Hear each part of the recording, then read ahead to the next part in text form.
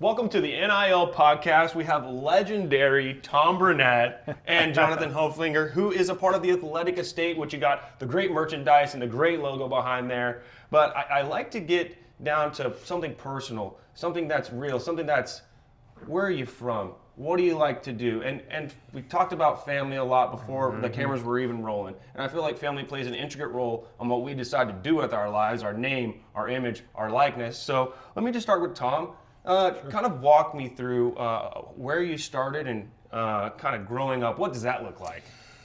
Well, it was interesting, certainly. I'm a native of Houston, Texas, but my family moved to Louisiana when I was in high school, finished up there, went on to Louisiana Tech as a student, and really got my start as a student assistant in the sports information office, which allowed me to kind of break into athletics. I had no idea, that opportunity was available, but was able to parlay that into an opportunity to go to a conference office and work in New Orleans for 13 or so years, and ultimately added to my list of responsibilities that, allowed me to be in the right place at the right time for a commissioner opportunity here in the Dallas-Fort Worth area with the Southland Conference, and was blessed and fortunate to do that for 19 years and work with the NCAA on a number of items, and just very fortunate to have the career I've had, and it's not over yet by any means, but that's a little bit of my pathway to this point. Absolutely. So, Jonathan?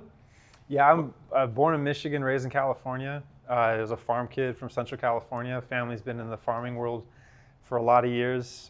Olive oil, peaches, nectarines, that's been how I grew up. So one of 13 cousins, and we had a lot of fun on the farm. And so we were always creative, we were always playing, and throughout life, I found out I was, good enough at sports to play at the collegiate level. Ended up I was in the original transfer portal. I was at Reedley College. We won a national championship, and 31 guys on our team went Division I. We had a few guys that played in the Super Bowl off of that team, and it was a phenomenal time. In fact, SportsCenter was a lot of fun to watch for a number of years, and that was a great time. But I ended up playing football at Arkansas State. That's right. And for the Redwoods, and here we are. Well, you said transfer portal. I mean, you are on the NIL podcast, and now when you were in the transfer portal, you said I was in the original transfer portal. Yes. There used to be some penalties with transferring. It used to not be so, I'm here 1 year, I'm here the not. Can you kind of explain that, kind of what the transfer portal looked like for you? Because there was an open window, there's some kind of anomalies. Absolutely, now. and right now, the primary difference right now is that your clock started back then. So when you were in that second year in junior college, you were using up your time. Now athletes can transfer, they can go to junior college and not have it count against them, which is going to be really interesting to see how that plays out over time, because you're going to end up with kids that are 22, 23, 24 that go through the JUCO system, playing against kids that are 18 and 19. So you're going to see some really interesting dynamics that will take place on the field or in the court, and we'll see how that plays out. But I do like the fact that you don't lose a year by going there. And for a lot of athletes, it's a difficult transition to go to junior college and then come back, because you get kind of in that no man's land. Sure. Where people can forget about you, and the people that say, hey, go to JUCO for a year and get better, will forget about you when the next athlete pool comes through. So. Yeah. And with the transfer portal being so competitive nowadays, you're not just fighting for your job against the guys you're playing in front of on your team. You're up against what's going on other people's teams, because guys can come in and come out much easier. Yeah, for like now, you see teams who are shopping only in the transfer portal. They're not even worried about the freshman class. And honestly, I want to ask you, that is such a huge shift. All the way from the buy-in to the program to now how we're even marketing these athletes to how we're even looking at the projectile of these athletes. Well, you bring up a good point. The transfer portal has blown really all of that up. What we knew historically from, even back in Jonathan's day, the ability. Which is not too far away. No. Jonathan's... No. But, the way he was able to transfer, and, the rules we had in place that have really been blown up and have gone away. But now, the other thing that's happened, more recently is we had the COVID year. And the COVID year gave all of these student athletes an extra year. So that really stunted regular recruitment over time. So we've had a few factors come into play, not only the litigation, not only transfer deregulation, so to speak, but COVID has had a big impact on that, and we still see that to this day. Yes, COVID not only gave you an extra year eligibility, but then, you had players who were like senior fifth years who were done with college, no more credits to be done, rolling in 26, 27 years old. That's how, we were able to break records for quarterbacks for how old we were having grown men. I don't know if I'd be, 30-year-old quarterbacks, throwing to these young men. But I heard Tom Brady has an extra year still. Yeah. I've heard, professional baseball players coming back into the NCAA and then playing football, right? Yes. Because, it's somewhat all of the same mechanic with the pitching and the throwing. But you were able to be a part of the chaos. I think that's what I hear you saying a lot in your articles and online as well.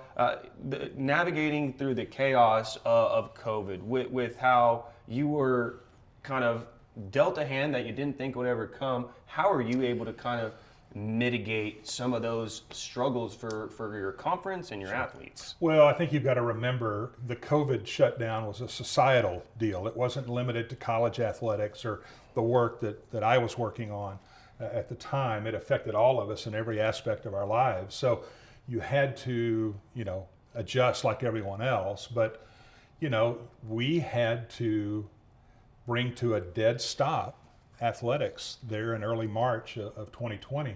And I will tell you, I was sitting in the selection room for the NCAA basketball tournament when I was a committee member, and we really shut everything down, and it had a cascade effect on really everything that was going on. Now, little did we know that we thought maybe we were shutting this down for a week or so. Well, we later learned we were shutting down everything for this foreseeable future. And that's something we hope to never experience again, obviously, Right. and something that maybe over time will become a little more legendary in our conversations. But that's something that, disrupted everything, and athletics was just a part of it. No, absolutely. I love that you said it was a societal thing, because you're right, it did ripple. It kind of gave the okay for other businesses to say, well, if the NCAA is not going to open, we're definitely not going to open. And I think a lot of great things came out of that. But let's write the timeline a little bit more clear here. 2020 happens, lawsuit with EA, 2021, inaction on NIL is now available. But there was no education to any of the students about, okay, what does NIL? Because the first 2 years was, what does NIL mean, right? So even from that standpoint, kind of, Jonathan, what did you kind of see come out of all of this with COVID being an uncertain time, and then NIL, and then just boom, boom, boom, rapid expansion? It really is a progression of things. EA Sports and that lawsuit that went down, that was 2014. And when that went through, it was, for a lot of athletes that received that check and was a part of that, everyone was excited for a moment that we had this. But what ended up occurring was EA Sports says, hey, we're going to cancel the game. And for them, what we heard was, well, the economics just don't make sense. And it never made sense to me that was their statement, because I couldn't figure out how you couldn't put the athlete and the asset together. Like, these things go hand in hand. What came from that over the next set of years was the beginning of what we were working on from Athletic Estate's perspective. But ultimately, when I was looking at the overall sports economy, it was concerning to me what we were about to walk into in the day that an athlete would become payable in the collegiate sports. We were going to run into a number of problems. And the first one is that we legislate policy before we have platform. And when you have that kind of transition like that, you end up with a lot of problems. And we've seen it. We've seen over the course of the last few years the different aspects of what is this idea of name, image, and likeness. For me, I like to look at it as name, image, and legacy. That's what it means to me, and that's what it means to the people in our world, is how do we build legacy with the athlete and understand the value? Because likeness isn't your likeness and my likeness. As a former athlete, I was at Arkansas State, I'm a football player, I'm number 40. Well, there's a group of guys who've worn the number 40 before me, and there's a group of guys that have worn the number 40 since me. we share that likeness, and it's a shared legacy.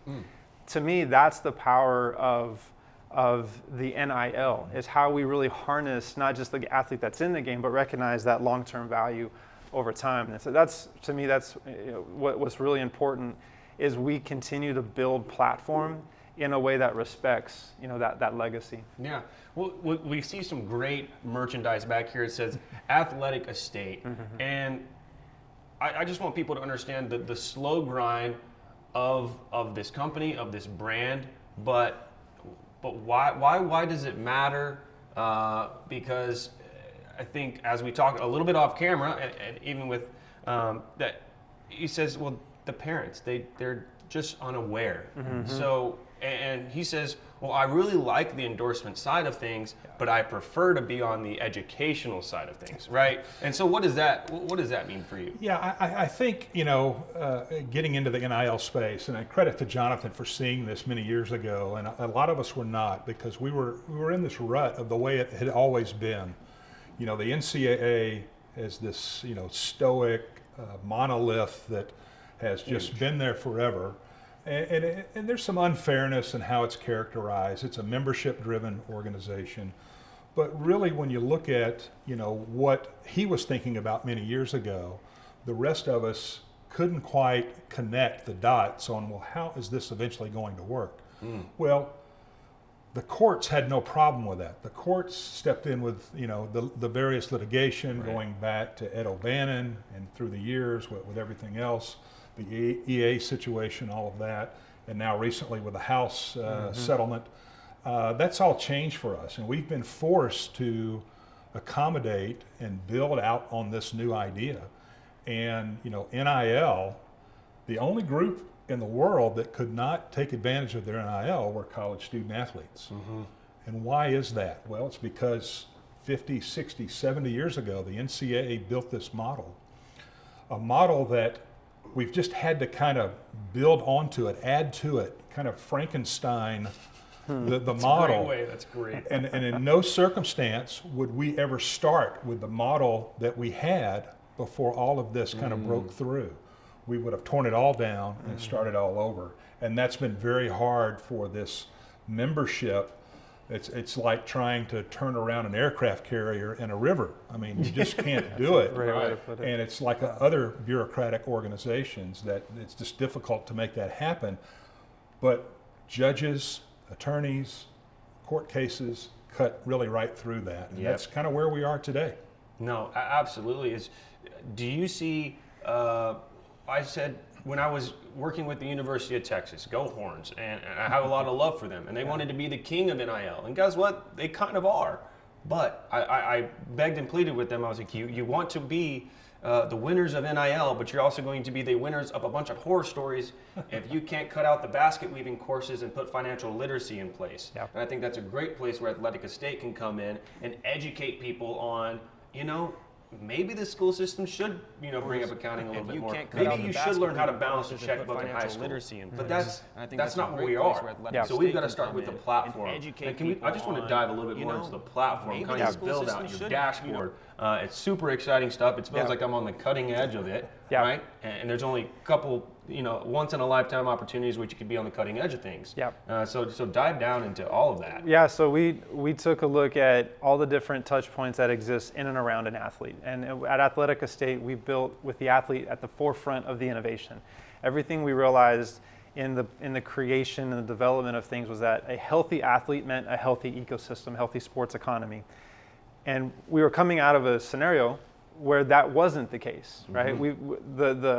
The way we used to think about the benefits of the athlete was education. We looked at it as a function of how they, did they get, the stories that they told, but the scholarship was a break-even proposition to athletes, right? You came in, you got your education, you walked out, you didn't have any debt, you had some great stories, some bumps and bruises, and good luck to you.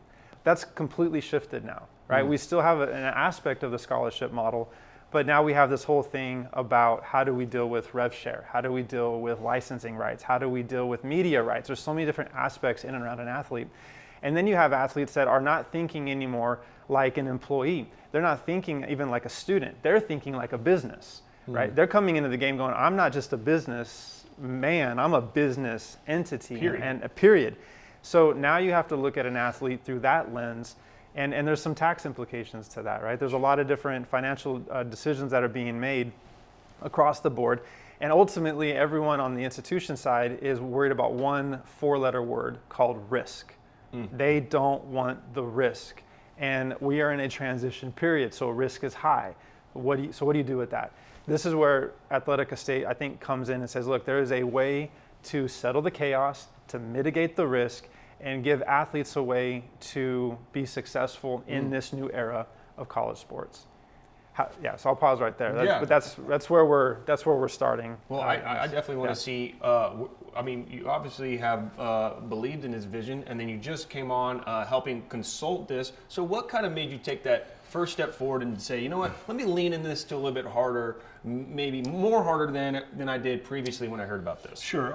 Well, I would maybe take a couple of steps back, and throughout my career, if you asked me what my why was in my administrative positions, I didn't play at a high level like Jonathan did, but I was there to assist it and help facilitate it. But my why was always student-athlete success. Not only while they were with us, whether it was a conference or at a university, how can we set them up for lifelong success beyond what they're involved with here with us in this moment of time where we have the student-athlete not under our control, but kind of in our organization that we're building. So, when Jonathan speaks to, what he has developed and built, I think it's pretty obvious that he has the student athlete at the forefront, maybe in a different way than let's say 10 years ago. Sure. We were thinking about, well, we need to get them involved with student athlete advisory committee. We need to get them involved with governance. We weren't really thinking about them as a business entity that Jonathan speaks to so well. And that's what's changed for a lot of people that are still in athletics and administration, have worked for a long time, have had to kind of learn to, again, turn that aircraft carrier around and look at student athletes in a little bit different light, maybe a significant different light in that. So, hats off to Jonathan and Athletic Estate on what they're building here and what a lot of others are trying to do out there. But to me, and I want to let Jonathan speak more to this, the key for me to come into this was one word, and that's retention. Retention is a significant issue throughout college athletics. It's not just an athletic issue. It is across the university. Talk to any university president. Their number one issue is retention. A lot of young people go to college, but they don't stay in college. And that's beyond athletics again. So this was the first time I really heard someone use a term that I've heard presidents talk about forever, and that is the retention needs that they have, certainly financially to keep the university running, but obviously we've now seen it kind of play itself out in the athletic world with the transfer portal and NIL money just kind of going out the door and no opportunity to retain that, obviously, when you lose student athletes to the portal. So what Jonathan's touched on, and again, I would let him expand on his ideas around that, but that to me was the key to get me involved, and it just resonates with me. And I think about retention all the time. Sure. Maybe I'm a nerd for that, but I think about it all the time, and I probably did as a commissioner as well, because I knew that's what our membership needed. Yeah, absolutely.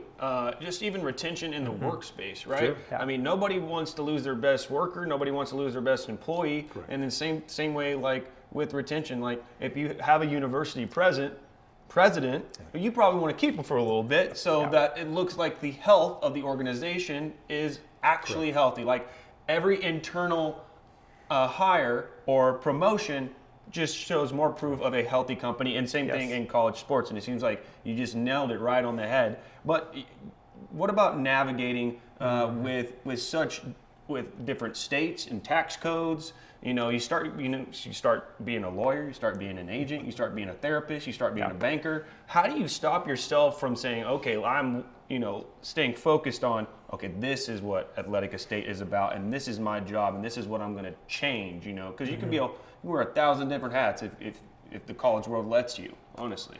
Yeah, I think for us, the thing for the athlete is once an athlete, always an athlete. And you take those skills that you learn in the game of sports, and the question is, how does it translate into the game of life?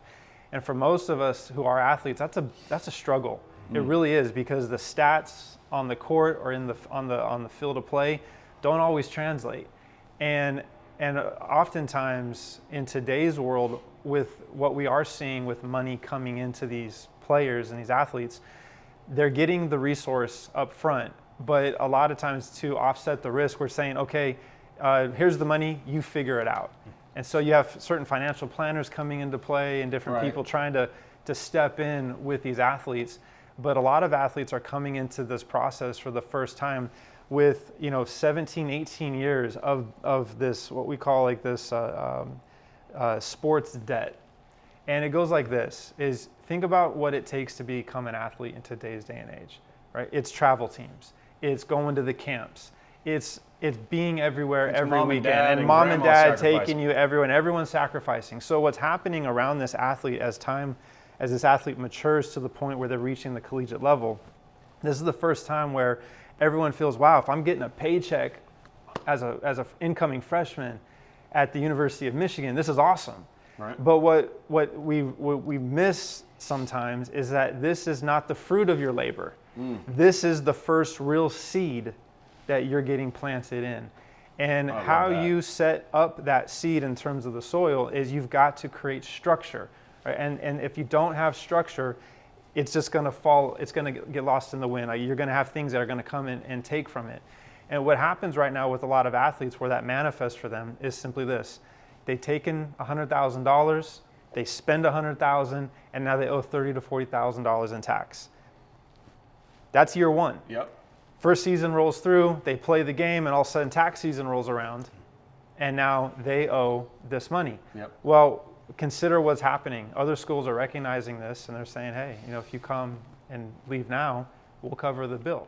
But this is the problem that we're dealing with. We don't want athletes in this structure, right, in this scenario. Right. So there's some things that you can do to solve for that. But fundamentally, there's this demand on the money for these kids. And it's not just mom and dad trying to say, hey, look, we've been working at this for a while. We need to get a little bit of that return. But the government's going to ask for it too.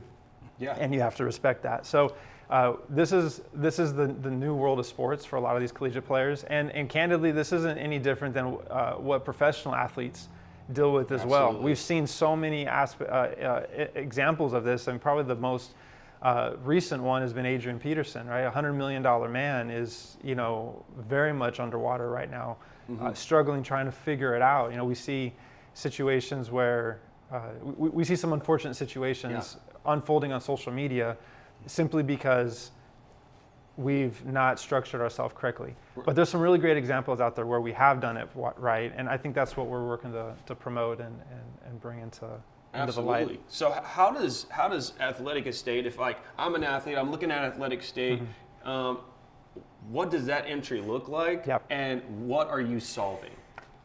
We are making sure that our primary mission is no more broke athletes. We don't want any athletes broke anymore. We also don't want poor athletes either. So when you come into Athletic Estate, we have a royalty system in play that ties to your number. It represents that legacy. And one of the beautiful things for me being at Arkansas State football player number 40 is that legacy and that lineage.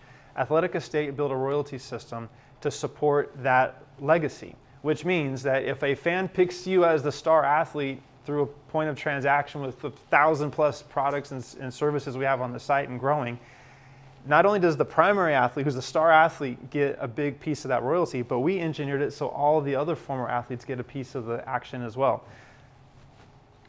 I think that's kind of revolutionary, nothing to skip over. When you heard that, what did you think when you heard about a royalty system for your jersey number? I mean, I thought of some cool stuff, but I don't think I've... Well, it was another case where I couldn't connect the dots until I really kind of dove a little bit deeper into that and was able to speak to Jonathan about that. But I think it's something, again, it's part of this era of new, creative, innovative ideas that we just weren't tracking on that previously. And I don't know that I'd even heard about it at the professional sports level. I'm guessing maybe it existed because they were much more advanced in their licensing and royalty system than we were at the college level, which what I remember at the college level was more about the school logo and the school marks. And that was really the limit of licensing. That's expanded, obviously, and obviously he's hit into something here that, again, I think is absolutely innovative and something that any young person, and even going back, generations, for the people who wore number 40 in Jonathan's case, the ability to participate in that. But think about how many athletes are out there right now who have just finished their playing career, and they've said to themselves, if I had NIL back in my day, it would be totally different.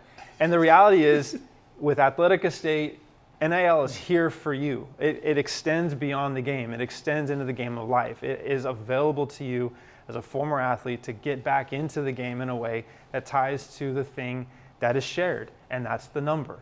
And that's the value of the number. Every athlete who's worn a number knows what it was like to the blood, the sweat, the tears, all the heart and soul that you put into the game that you love. And then suddenly you ask yourself, where is the long-term value of this? How does this play on into my life beyond the game? And with Athletic Estate, we said, you know what, you're right. There's a way to do that. And so this is how we've made that happen. It's just kind of mind-boggling, even more I think about it. But I always thought, back in the day, back in the day, 2019, 2018. What am I saying? No, I can't go to the University of Cowboys. I can't go to the University of the Seahawks. But what I can do is I have an allegiance already to a school. And there's really no other system like it, because you're already, it's kind of like tithing into it. You're already paying into it to get a return. And then through that, you have amazing basketball experiences. You have great baseball, football, all these sporting experiences. Then you have great experiences with your friends at this place. Then you love the city that you grow up in. It's just like so different than anything else. Is that something that tugged at your heart, that you were like, you know what? Do you ever go and check who was your number, or like, where did that come from? Do you look at it every year? You don't think about it when you're in the game, but when you get done playing, I think for me personally, anytime I went to a game at Arkansas State, I found myself looking at the guy who was wearing my number. And right now I'm a little bit upset because the guy who's wearing my number is a redshirt freshman punter. And you just don't want a punter wearing your number. No offense to him, or all respect, but but here's the thing. Maybe one day he's going to have that moment where, it's a wild snap and he picks it up and somehow he ends up running for a touchdown, and the whole world sees it happen, and everybody wants to respond in kind. And they're like, hey man, where's this guy? I want to get this kid's jersey, or I want to engage with him in some way. And in the way in which we look at crowdfunding and the way in which we look at the product world, when fans can respond in kind and do it in number, that one moment could make all the difference to how we set up for life. I say it like this: if a musician has a hit song, and we hear that song and we love that song, that athlete or that musician gets that royalty for life. But where is that in sports? That doesn't happen in sports until now. Now, when that moment happens, not only does that athlete get a royalty, but they can convert that. They take a piece of that royalty, and they can actually put it into our deferred model, into the estate system, and that actually builds out an annuity for them that actually pays them an income for the rest of their life. And that's the power of Athletic Estate. We've figured out how to model some really important financial instruments into play to give every athlete the ability to not outlive their money, and to make sure the moments that happen on the field of play or on the court or wherever has a lasting impact for their life.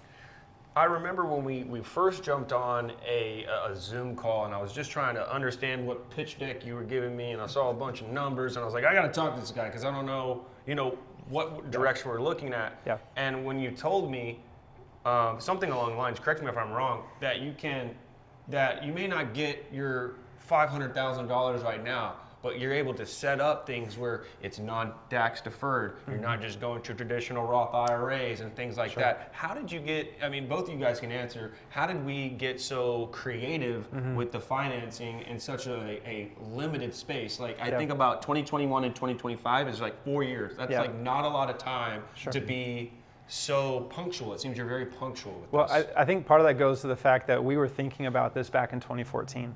And there was an 8-year incubation period that we had to put this together. So when we came into 2021, when the law changed, we were ready for the moment. And in 2022, when we started to go to work on the groundwork of building this out and bringing it to life, we had already planted the seeds, and we'd had all the table conversations. I used to go to dinner parties and I'd be like, man, wouldn't it be amazing if like you could get paid from like your number? And people are like, that's a crazy idea, you know, it'd be amazing. But when you look at the concept of it, you know, for us at Athletic Estate, the original idea when we named it, it was Amateur Trust. That was the first name. And I remember looking up on, you know, GoDaddy, and Amateur Trust was available. And I was like, yes, this is going to be amazing. So you have Amateur Trust, and then, you know, but we built out the idea, and we realized that, you know, if we were successful in paying the athlete, we'd probably go to jail in Alabama because you weren't allowed to pay athletes. Like this was a problem, right? There was a structure in play. Yeah. So we said, okay, well, let's sit on it. And as time went on, you know, we really started to develop the notion of the number and the shared legacy.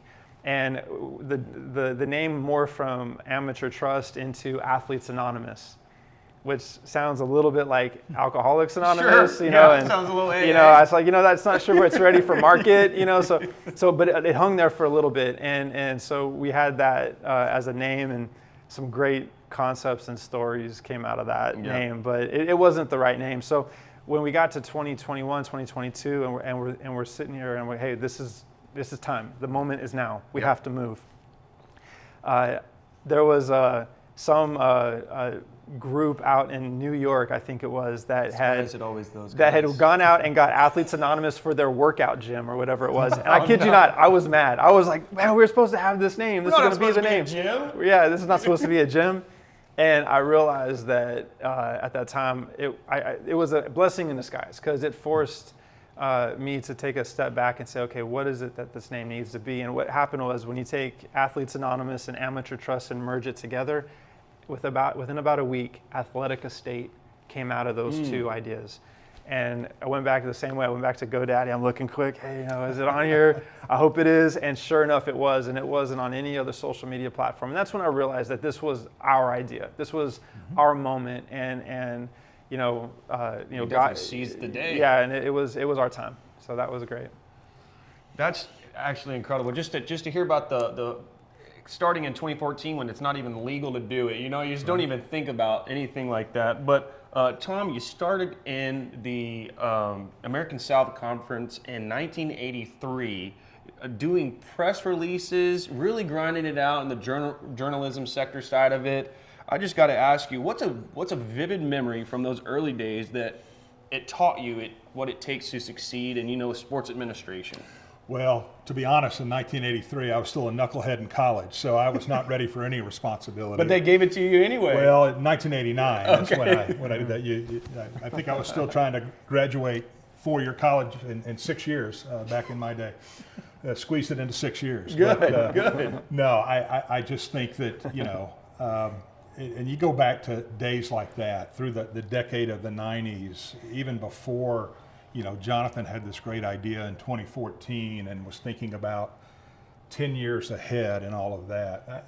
There's just no way possible I could tell you we were even anywhere close to this. You know, working through the 90s was probably much more similar to working in the 1950s with the way the model was set up and all of that. And when they originated the student athlete nomenclature at the NCAA, again, to try to avoid some problems they eventually ran into through litigation. But, you know, again, hats off to Jonathan and this group. By the way, I'm glad they landed on Athletic Estate. That just sounds so proper. Yeah. I know, and it's very formal, classy, yes, all of that. I'd so agree with you. That we like. Great logo, obviously, as we can see behind us. But, you know, credit to them. And again, you know, everything they've put together is what I think has attracted me into this opportunity.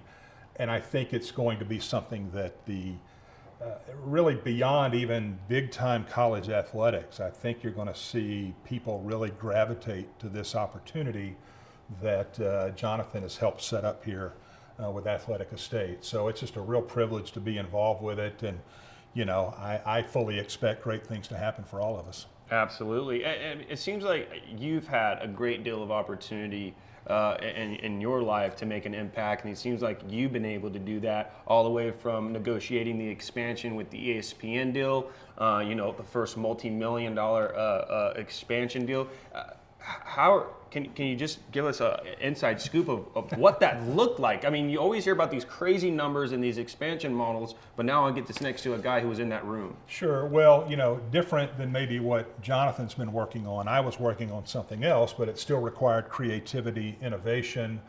And when I speak to creativity, it's creating something that wasn't there before. Right. And I had walked into a conference that had been historically successful competitively, but it was not in a position to promote itself through the media, through television agreements, through marketing, media rights agreements, sponsorships, basketball tournaments.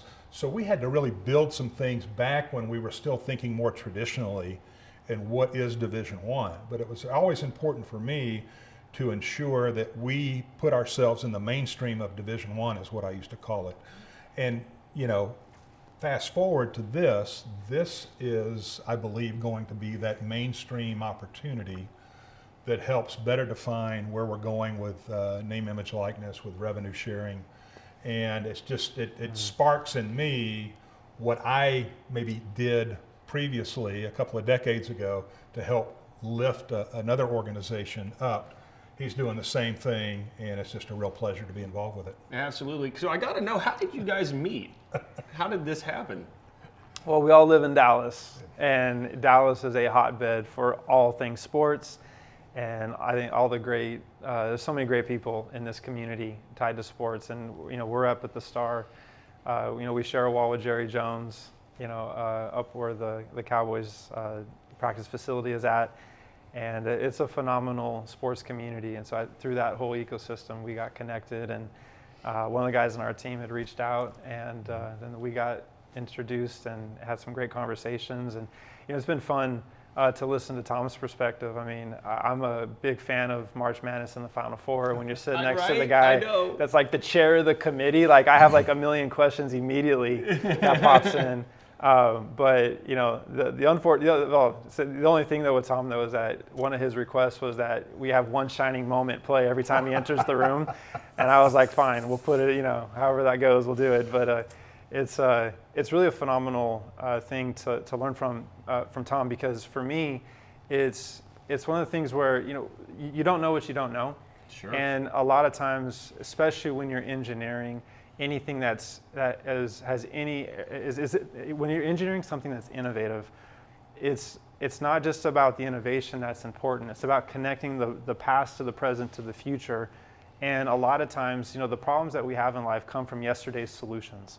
And whenever you're engineering the next innovation, you have to figure out how to make those things mesh. Absolutely. And learning from Tom and his perspective on where the NCAA has been, and where it's at and where it's trying to go, you really need to be sensitive to those ideas and some of those processes that are in play that you have to respect. And the one thing with institutions, that I think we've really done a good job to think about is simply this: is that institutions have been around for hundreds of years. And they don't work with systems that don't have structure. They don't work well with systems that are fly by night. And the time and care that Athletic Estate has taken to become what it has become and is becoming, I think really reflects the fact that, hey, look, we do need to innovate around the athlete on one side, but we also have to respect the institution and what that also means. And if we lose sight of one for the other, then all of the sports economy, especially in the collegiate game, suffers. And that's where I think learning from Tom and his perspective has really helped me grow as a leader. And also, where I think it's given me a lot of excitement on where I think we can take the collegiate sports world. Absolutely. So what do you think some of the best piece of advice Tom Burnett has given you? You're sitting next to him. What's some advice you can give to him? Like, what do you I'll think? let him what share. do you think? Yeah, you got because him in the like when room. you lean into something and you're going to consult for something, one, you have to understand the idea entirely, and hopefully it's a holistic approach. And so, what did you see that you were like, okay, this is a great idea. What about this? Or what did you do when you entered that room of being a consultant for it? Well, I think the first thing that really caught my attention is, again, I go back to the retention aspect of this. Absolutely. I had not seen that anywhere. I have dabbled in the NIL space here in Texas for a couple of years, but when he brought retention into the conversation, that just for a moment it blew my mind. I mean, I just wasn't prepared for that and hadn't heard that. But he articulated it in a way that, boy, this makes all the sense in the world. And maybe this is what I was trying to get to when I dabbled in this space for a while. But it really kind of brought me back to, hey, this is an important issue for young people.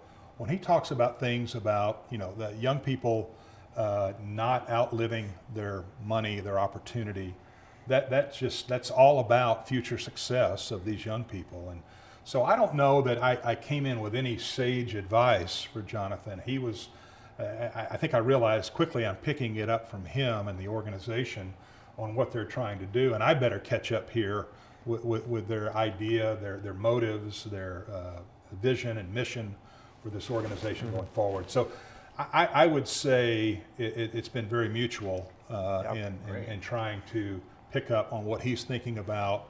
Maybe I can bring a thing or two to the table. Yeah. But certainly I think it's just a great relationship as I can look back a little bit, and obviously he's been looking forward for a long time. Right. Well, I think in that I'll just say that Tom has taught me pace. And when you're innovating, you want to go fast. And there's a certain pace that you get into. And I think even Tom's demeanor and how he handles things, there's a certain pace and rhythm that I think is fantastic, and it's something that we try to model. We don't need to go fast, right? We're here. The sports world is going to be around for 100 years, but what we're doing right now, we need to do right so that we get it right for the next generations. And we're thinking about the kids that are coming, that are just being born right now, right? And we're thinking about what this means to them as they come through, just as much as we're thinking about the athletes that have been out of the game for 18 years and they're trying to figure out how to stay connected. I mean, this matters to all of us. Anyone who's been an athlete understands what it meant to them when they were in the game. It's the freest you've ever been, right? Yeah. I mean, the highs and the lows of winning and losing, and what you learn from that, and how you handle your emotions and how you become a professional. There's so many things you learn in the game of sports that you want to bring into the game of life. But when you're in the game of life, so much of your time is thinking, man, I wish I could find a way to stay connected to the game of sports. And I think Athletic Estate gives the best of all those worlds, right? We get to stay close to the game. We can stay close to the athlete that represents us and our number. And there's a financial model that's underscoring it to really help reinforce and drive the value and the momentum from that. So. Yeah. So can you guys tell me, what has been the initial response of the schools, of the students? How did those reactions seem to be going so far? Yeah, no, the athletes love it. Mom and dad love it. I think even some cases we're finding the agents really love it. There's a scenario here where the agents, let's just kind of back up and look at the world of an athlete. An athlete has a small group of people around them. They've got the agent around them. They got mom and dad around them. They've got maybe a business manager of sorts. But ultimately, when we're out there trying to chase the bag, right? We've got to get the bag. It's all about the bag. And it's cool, right? You get yours for that moment, but it's not just about that moment that matters, right? It's how that moment can actually grow into something bigger. Well, a lot of agents, for example, they're struggling with this idea of hey, I get an athlete. First, I got to find them. Then I get them. Then I got to find out how to create the experience. Then I got to keep them. I mean, everyone's dealing with the same retention problem that the university is facing. It's not just the university. It's everybody. So the response for us from the athlete's point of view is like, wow, I didn't know this exists. Like, it's nice that I have an opportunity now to benefit long term. For the agents, it's like, hey, wait a second. You mean that I can play in this kind of way as well, where I'm not just trying to get the bag and get that one hit wonder. Yeah. I can actually build some equity over time with this. Absolutely. Like what we would do for the athlete, we can support for the agent. Love that. And it gives us a way to settle the chaos. If there's one thing that we are trying to do underneath all of this, with the retention as really a primary focus, and as risk as a key, a key benefit, it is this underscoring of chaos. Absolutely. And the way you settle the chaos is you get everybody into a system that they can understand, that's consistent, that ultimately has the right return. So does it? Oh, go ahead. No, I was just going to add to that. We've mentioned mom and dad a few times, and I think it's just so important for the parents. And maybe as I've dabbled in the NIL space, the parents have not been as informed as they need to be. Right. Especially in a state like Texas, where we don't have high school NIL. Thus, there's not a really educational effort that's not only important for the young people, their coaches, the people that are around them in their sport, but mom and dad need to be better informed on what this is. When my son or daughter goes on a recruiting trip or goes to campus for the first time, what do they need to know about name, image, and likeness? And a couple of years ago, we were still so early in this space, but right now we're so advanced, but we still don't have high school NIL. So we've talked about, this really goes down to the high school level in certain aspects. And that mom and dad, the parents, the guardians of these young people are so important to be in this process. And we certainly have Athletic Estate has certainly made opportunities, for parents to be much more involved, engaged in what this can be. Absolutely. I just think about, mom and dad are playing an integral part from beginning to end, or grandma or grandpa or whatever the case is. And they're investing so much time that they'll never get back. Money that goes towards all the clubs now. I'm just kind of dreading one day I have kids and they want to play like sports, and I got to spend this exorbitant amount of money hoping that they'll be good. But you said mom and dad, and Jonathan honestly has a pretty cool story with. Did mom used to make these cookies? Oh, man. Or that kind Brother, of. we won in junior college. We won a national title with my mother's cookies, and and her cookies are responsible for at least one Sports Center top play of the night. Oh, so man. It's she prays over every one of those things, and so anyone that gets a bag of cookies from mom. How did it start? Well, we talk about the bag, talking about getting that bag. When I was playing ball, she would make 14, 15 dozen cookies and put, a dozen of cookies in each bag. Sure. And so there were guys on the team that I played with that whenever I had this trunk full of like cookies, like I'd open up the trunk and guys would start running up and grabbing their bag. And, it was like milk and cookies all the time. But that was, it was a great time. It was something that I think helped settle a little bit of the, just the nerves of the guys. I mean, we're all coming in from different parts of the country. And, I happened at one point out in California, I was living close to where, the team was at. So, being able to host barbecues and things like that to give guys a way to feel at home, really matters. And so that's been a part of everything. Athletic Estate, I mean, it's an estate. I think about the home feel. And a lot of athletes, when they're in the game of sports, and they got all the resources around them, right? They got that bag of cookies walking around everywhere. If you need this, you've got this. You need a haircut, we got that. And if there's an injury, everything is covered, right?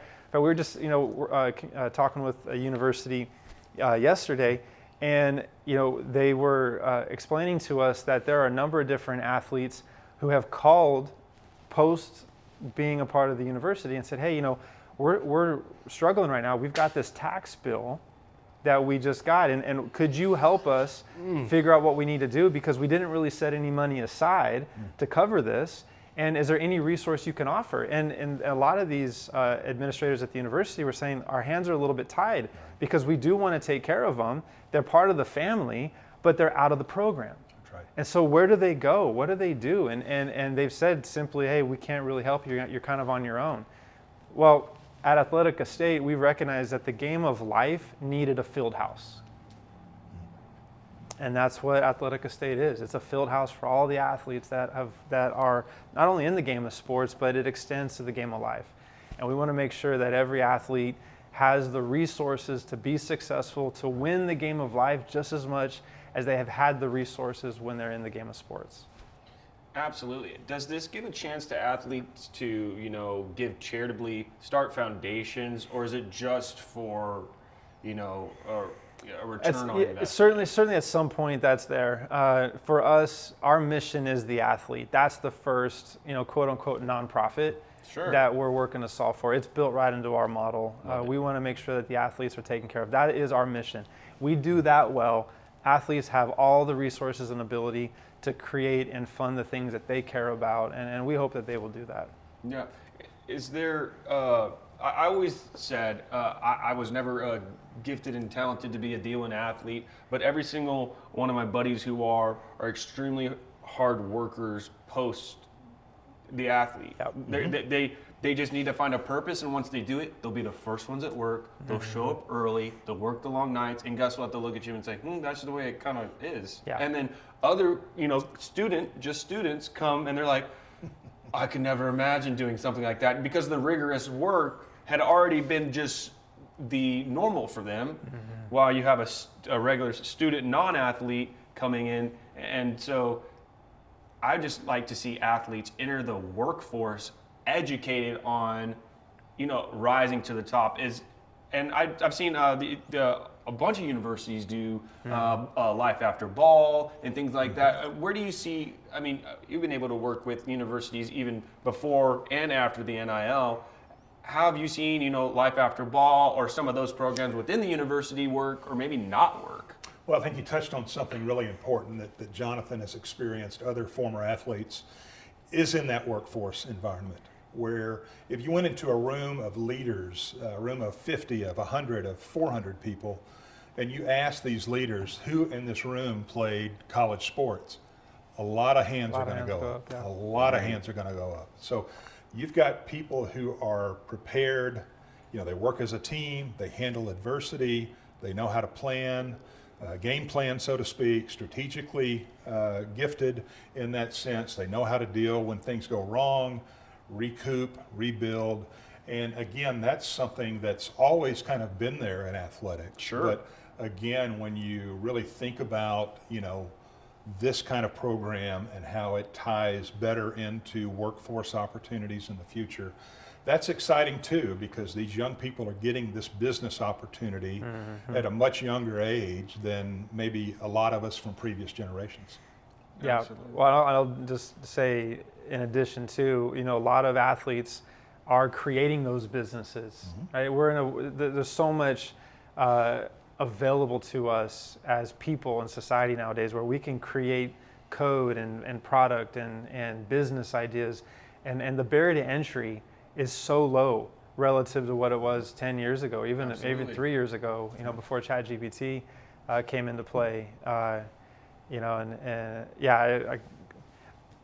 definitely going to ask about get into all AI that and sports. So if you want to segue right into it, I can segue into it. Well, I was in Switzerland World Economic Forum when it was announced, and happened to be in and around the world of MIT when we were getting a chance to play with it before it even hit the market. Whoa. So it's been kind of fun to see the progression of how it's been utilized.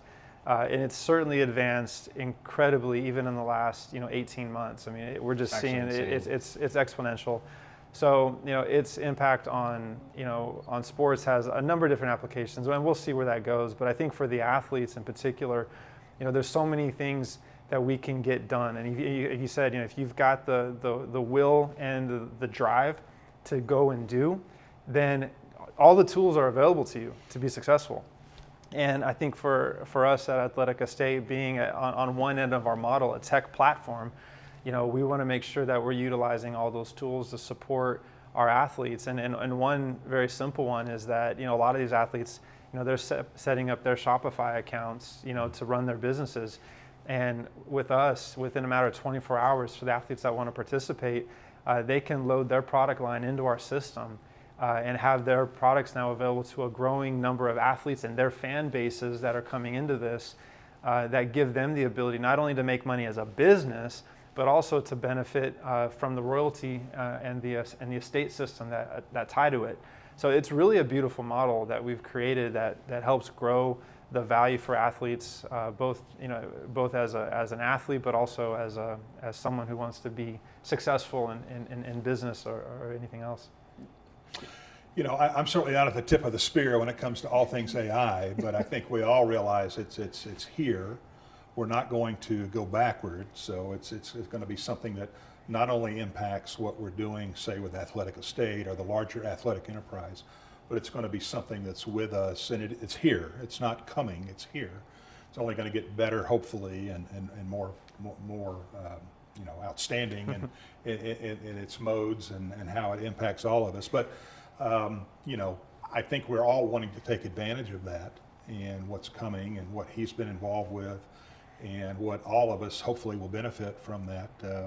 We're excited and looking forward to it. No, absolutely. And both of you guys have done, you just said outstanding. You guys have both done outstanding things, all the way from all your work to hosting up a NCAA trophy, to you from JUCO to making it all the way to, and then to finding that drive and moving into that next step. I think all those things take an immense amount of grit and uncertainty possibly at some points. Is there anything that y'all can reflect on that most moves you, that brought you to this point, that gets you to those, that where you are now? Both in doing great things with their career and still moving. I would keep that really basic. I think in my case, it was, going back to lessons from, my father or my elders where, it was, work harder than anyone else, be on time, treat people the right way, the golden rule. And my dad was always big on never get outworked. And, I would tell you that has served me very well. Those four basic principles, if you want to call them that, Sure. or maxims, or whatever you want to call them that. So for me, it's not been overly complicated and what maybe I've tried to address or face things or work on projects. Try to use a great deal of common sense, build out things that work well, that people see the benefit from, and again, just try to keep it simple. Absolutely. Anything? I appreciate you going first. It gave me a chance to think about it And clean it up. I know, right? Yeah. There's a number of different really cool TED Talks we could talk about on that. Sure. But I think to keep it simple and basic, my running backs coach in college, he had a couple of rules, but one was you don't cuss. If you cuss, you're in trouble, which is ironic because a lot of coaches cuss like a sailor and not Coach Gunn. But he taught me how to be a professional, and the way in which he taught that was the way he graded us in the game, and it was always graded by three things: head, hands, and feet. And the question was, where's your head at, right? Where are your eyes, right? So it was about that, like what are you focusing on? The second thing was, where are your hands? Are you diligent with the task? Are you moving it? But ultimately, are you keeping your feet? And I think that's the one thing that we learn as athletes is that how to keep your feet, right? You can't win on the ground. And in life, it's the same thing, right? You have to be in a place where you're going to go through struggles. You're going to have to figure it out. But if you keep your feet, you're going to find your way through and you're going to win. And so I think for me, that's been the head, hands, and feet have been the most important things. No, definitely. And something my dad always said was, if you're going to do something, do it right. It creates a immense structure for you. And I said, y'all kind of, before we started rolling cameras, like, I was such a good kid that I got sent to boarding school in 7th grade. And so, but at the end of the day, I didn't have enough structure. And let me tell you, boarding school provided that for you. It was a military background and everything like that. And I noticed the twitch too. I'm like, did that, so God, I don't know. yeah. I do not miss putting on boots and all that stuff. Well, you touch on something great, a little bit different model, but we're all have experience with someone introduced us to structure. Absolutely. And those were parents, those were other mentors that we've come into, that we've pulled little things from to help us. And that's what we're talking about here, structure and athletic estate. That is absolutely necessary. We just can't say, hey, we're just going to have athletic estate. Yeah, we're just going to be a finance. And figure it out as we go. There's got to be this structure that's been expertly planned and it's being built out and is something that will lead to immense success. No, absolutely. And is there anything that I'm missing, or is there anything that you would want to tell? Is there anything that, hey, Grayson, what are we doing here? Ask me this right here, right now. I think the simple message is that athletes, you matter. You matter. And you don't just matter in the game, you matter in life. And this is not a situation where it's like, hey, what have you done for me today? Right? This is about taking what you've done day after day after day after day and putting into something that actually builds legacy for life. That is what this is about. And so to every athlete, you matter. We want you a part of this. And your legacy matters. Who you impact in life matters. And all of this is key. It's kind of that soil that is at the base of this. And it's one of the things that I believe is what's going to make retention possible. Is creating models that respect the histories and the legacies in order to make sure that the next kid coming in is grounded in something that matters. And so to the athletes, again, you matter. And we invite you to Athletic Estate to be a part of something special, to grow with us and allow us to grow with you and make a difference. And that's where my heart's at on that. What an honorable opportunity. That's a good guy to be behind, honestly. So if I'm an athlete and I just watch this, what do I do? What's my next step? How do I apply? Yes, I mean, step one, come to Athletic Estate, onboard into the system. There's a place where you'll be able to select your team sport and your number. You'll fill out the application, and then from there we'll walk you through the registration process. But once you're in the door, you're in for life, right? And you've got the opportunity to benefit from the royalty system, the opportunity to benefit from the estate system, and as this continues to grow, there's so many opportunities that are available to you as the athlete in life. And how awesome is that? So that's where it starts. But if you're in the game and you're working through agents, we work with the agents every day. If you are a financial planner and you've got different people, we work with those groups as well. So there's a lot of different inroads to work with Athletic Estate, but ultimately, we're the field house for athletes in the game of life. And there's a place for you here to come and win.